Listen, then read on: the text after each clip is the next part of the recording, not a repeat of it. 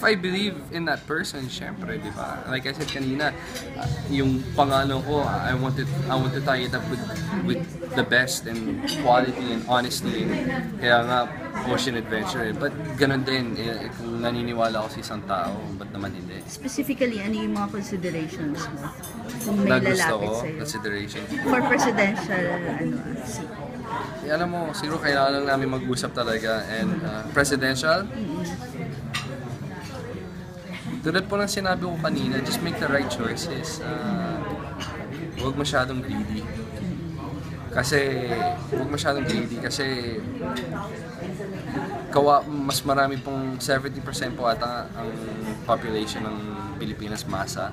And sila po yung kailangan natin tulungan. Sila yung pag may nagnanakaw, sila yung naapektuhan. Hindi naman tayo, hindi naman ano. So, just huwag maging selfish, greedy. Maging honest kayo. Make the right decision. Help as much people as possible. Siyempre, ikaw ang pinaka-powerful na tao sa buong bansa. So, you should be the one who's helping the most people. Marami eh. It's just, But you're a registered voter naman. yeah, but hindi pa ako nakapag-vote ever. So excited ka ba? So, kailangan talaga isipin na maigi itong elections natin kasi ito maging future, hindi lang sa atin, kundi para sa mga anak natin.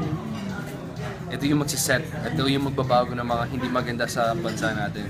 Sana. So, hindi po maging madali, but kaya naman. And in Pilipinas, yung bansa natin, yung tao, napakataas ng potential eh. So, let's just use it sa tamang paraan.